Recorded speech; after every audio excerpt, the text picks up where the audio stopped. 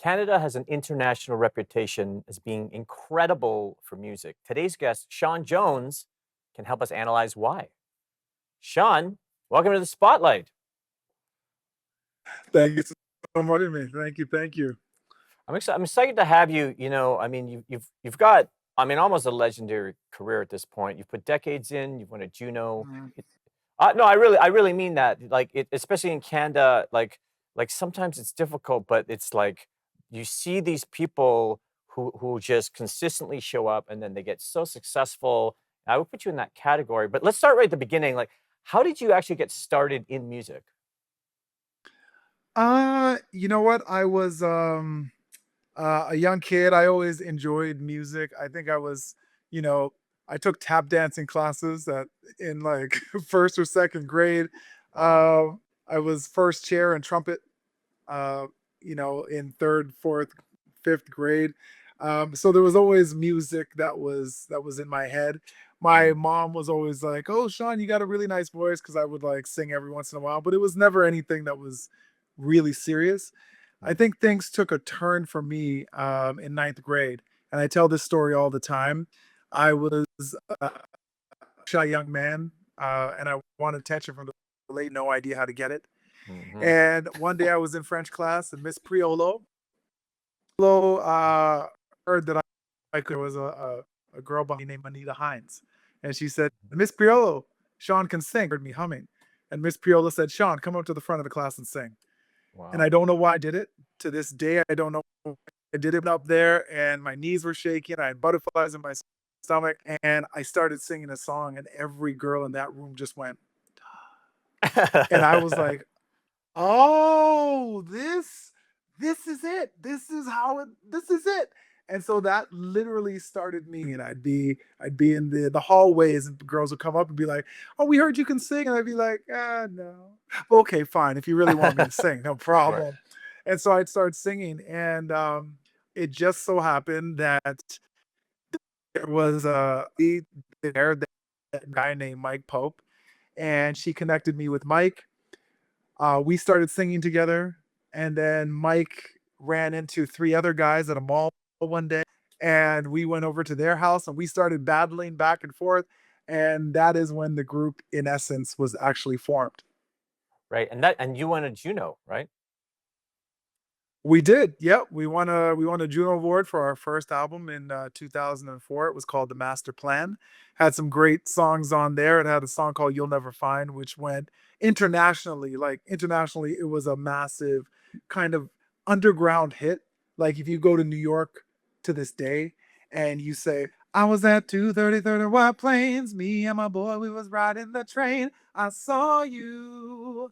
People will be like, "Oh, yo." They may not know who the heck it is. To be honest with So you, they won't be like they won't know it's in essence.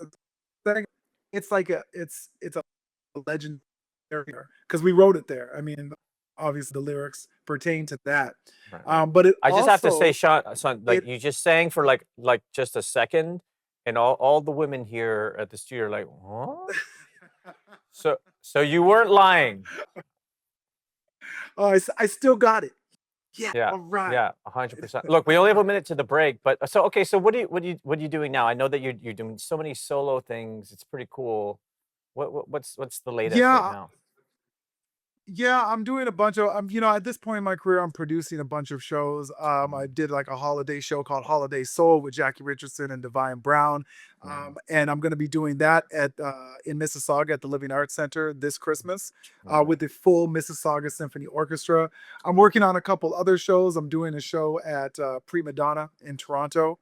It's like a series of residency that's going to be starting there on May 7th. So that'll be every Thursday. Yeah. And then, I'm just doing shows and corporates, and I'm being around. I'm being very creative, and there's new music coming as well. Something very very cool. So I can't wait to share that with the rest of the world as well. Well, look, and we have you for 3 more segments, and I'm gonna let you plug again, but, I know especially for music, it's great to plug and, I wanna support you, and, I've been good friends with your publicist, Sasha Stoltz, for many years, and she's always promoting you. The best. I'm always getting your press releases, and I don't know, it's cool, like, to see, a Canadian guy who's put the time in, who's got all the accolades, and I can see how charismatic you are in person even though it's Zoom. it lands. But look, I'm gonna get into the Canadian music scene specifically because you're gonna have a really good take. We got Sean Jones for 3 more segments on the spotlight.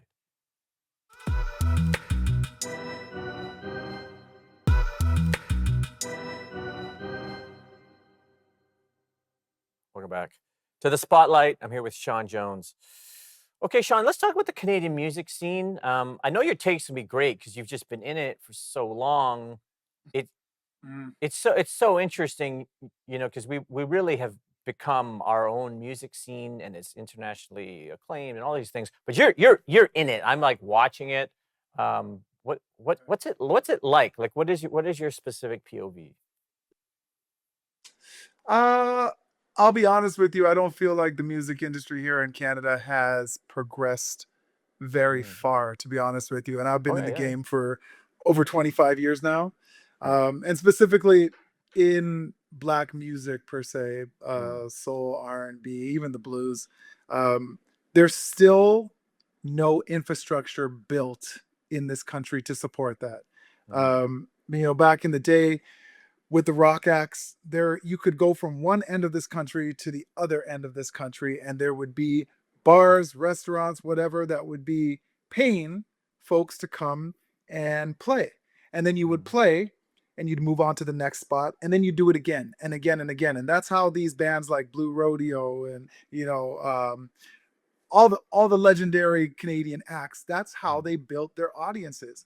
When it comes to black music, there has never been that, ever. mm, There's never been a line that you could draw from one end of this country to the other where there were places that you could play and build that audience.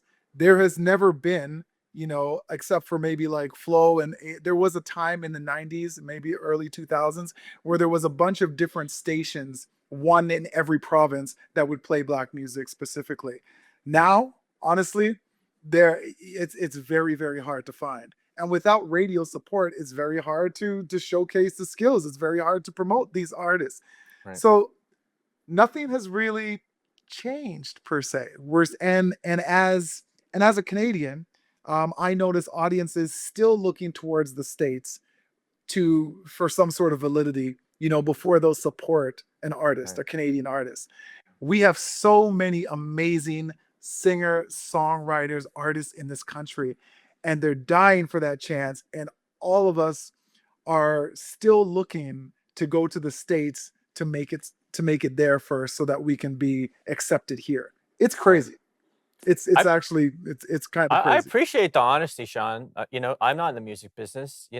I worked with Drake a couple times. When he was an actor, and I saw him. So Mhm. maybe that skews the way I see it. So, because there is a perception that Canadian music seems to pop internationally, but I guess you're right. As you talk about it, I go, it's really just a couple of people who seem to break through. So, what is that disconnect between like Canadian infrastructure and people who are able to sort of get to that next level, like call it in the States or international or whatever? It's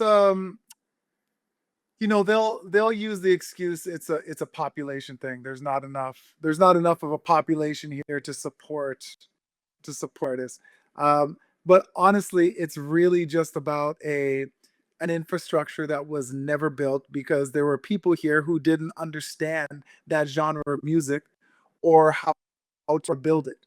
Um, and I mean, it's an unpopular opinion, but I'm at a stage in my career where I'm just talking the truth. I mean, Yeah. you know, in these states, uh, in the United States of America, you have A&Rs inside of these record labels, and their Mm, job is to find great talent, make sure the talent has the right songs, make sure that they blow up. And mm, if they don't get fired and mm, another A&R comes in, it's a rough game. It's very aggressive, but it works. mm, Here in Canada, there's a system here where there are people who don't shouldn't be in certain positions, mm. and they've just been in too long, and they don't know what it is that they're doing, and it has continued and continued and continued, and we're still kind of in this area where the right people aren't in the right places, and so we're stuck. At least in terms, I'm like I said, I can kind of only speak for black music in general, but Canadian music, to be honest with you, it's kind of like if you haven't made it in the States, it's very hard for you to become a star here. We're still in that mindset. There's a couple maybe have broken through, but if you look at the broad picture of artists, Canadian artists that have broken through, they went to the States, they got state deals, and that's what made the difference. Sean Jones with the mic drop. Sean, like I don't know you, but I mean, I love your perspective. I can't wait. We've got two more segments with Sean Jones on the spotlight.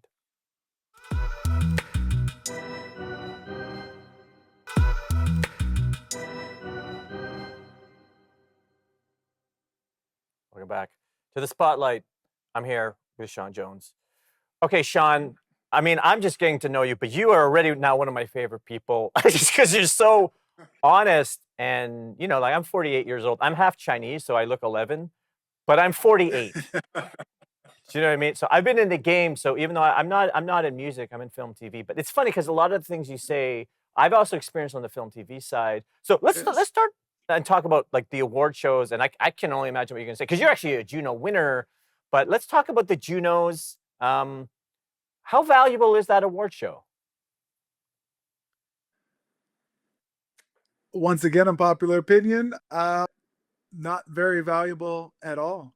I mean, Wow. when you win a Grammy in the United States of America, uh, everything changes for you. I Right. mean, the rate of pay that you get, the amount of shows that start coming in, the respect that comes from that is crazy. Mm, Win a Juno in Canada, um, you know, can it help a bit? Yeah, it can help a bit, but nothing compared to what you get when you win an award. Even if you were to win, an award in Europe, if you were to win an award in America, the weight of that is so much heavier than mm, a Juno Award. And maybe I'm just speaking from the Black experience, but this is what I have found over the years. It doesn't, mm, it's a nice thing to say and have on my resume. And when I'm pitching things, it definitely helps because, I'm a Juno Award winner, Sean Jones, singer songwriter. right, It right. sounds great. And to the general public, it sounds like a really big deal. But to the artists, many artists will tell you the same thing. Did it change your life? No, it didn't. It didn't. It's interesting. I mean, look, I don't know nothing about the music industry beyond I can play guitar a little bit, but I'm not a professional or anything. And it's interesting what you're saying. I had Ron Korb on my show. I don't know if you know Ron. He was nominated for a Grammy this year, and then he just announced, and he's been in the game again, like decades, and he won a Juno for the first time after the Grammy nomination, right? And it's interesting that you say that too, right? Because it's like, oh, like even in my career, as I started to get some attention in Hollywood, all of a sudden, all of these Canadian people wanted to hire me. So Yes. you're a Juno winner. You're successful. You're talented. You're a good-looking dude. You're way better looking than me. You sing. All the girls like, woo. But you're being very honest. Even when you win the Juno, you're saying the impact is sort of limited, right? The impact is 100% limited. And listen, Mm, I mean, the problem extends far beyond the Junos. Okay, so you win the Juno. Okay, fine, great, whatever. Um, I I have put on shows that have been extremely successful, like mhm. extremely successful, made people money. I still can't get an agent. What? I it's it I still can't get an agent, a booking agent. A manager. Uh, it's absolutely nuts. The hoops that I have to jump through in order to prove myself, uh, in order to in order to get anyone's attention is absolutely insane. It's insane. The amount that I have Wow. invested in myself and in my career, and the Mm, amount that I have proven myself and proven that I can be successful and proven that people come out to the shows and that they'll spend money. And yet still, if I propose an idea, people are still like, "Yeah, I don't know. You know, black music, it doesn't sell." I will tell you honestly, I sat at a table where an executive said, "Listen, black music just has never sold in this country." It just doesn't work. Wow. And that was 2 years ago. Look, we only have a That minute was two left. years ago. I immediately want this to be a 95-hour show. Let's talk. Okay, what's the racial angle? A minute is not enough time, but are we Yeah, saying I there's know. just there's different music industries in this country? Is that the idea? Well, yeah, I mean, once again, the infrastructure was never built.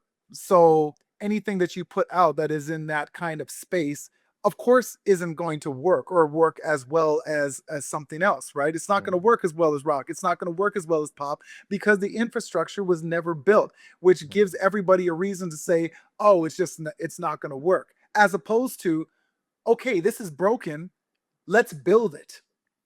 No one's building it.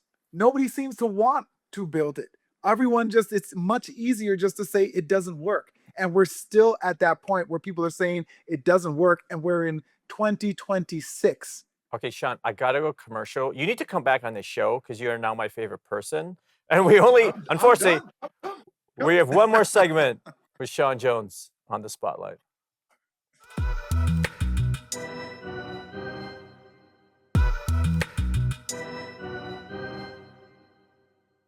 Welcome back to the spotlight. I'm here with my new favorite person, Sean Jones.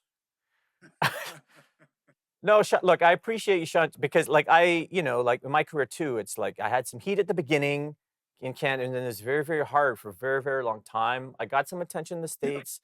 Things started to move, but I understand the frustration, especially someone like you really have kind of done as much as you can do.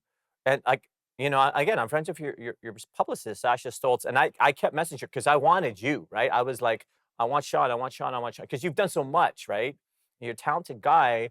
But honestly, like I'm surprised because a lot of people come on the show and they're kind of like measured, they're selling something. You're just being honest, which I really appreciate. So I definitely do want you to come back.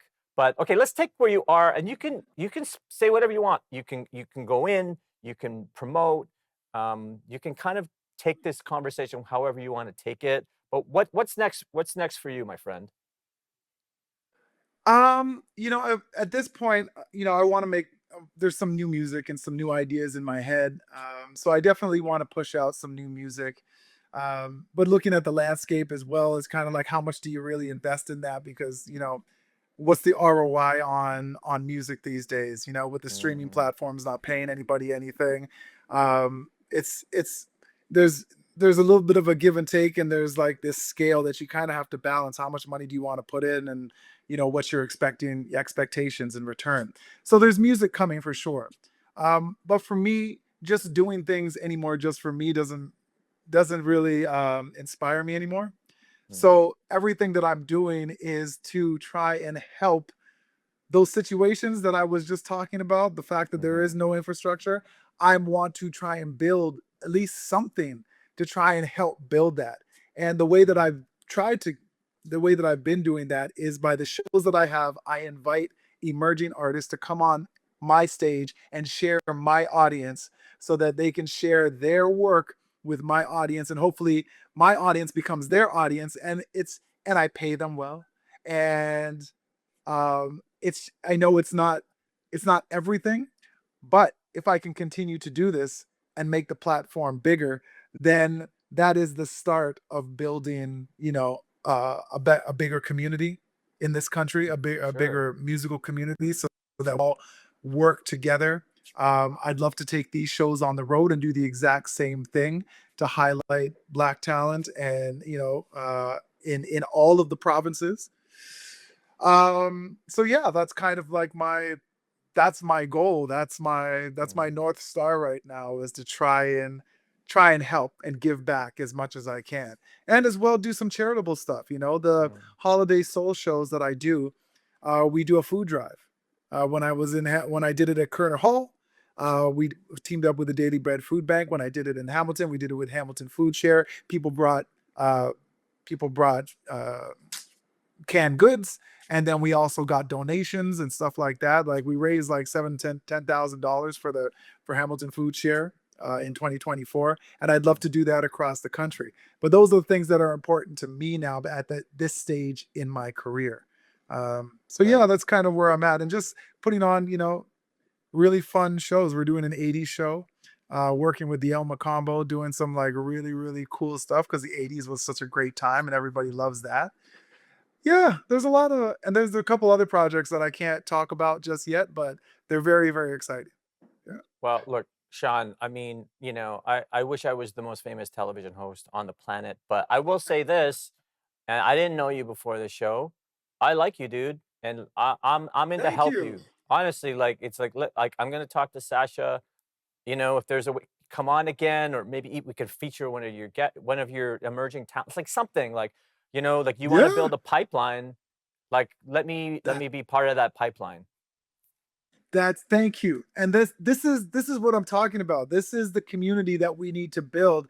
Mm, But until you understand what's going on, and until people stop talking about it in this, yo, everything is like wonderful and great, you mhm, can't understand. The people out there mhm. can't really understand it, and nothing moves, nothing changes. And I No. want things to change. Things Okay, but have got to change. I got to end the show. This is a great way Yep. to end, and there's going to be a part two because Yes. I just appreciate your perspective so much, and I think it's badly needed. So thank you so much for coming, brother.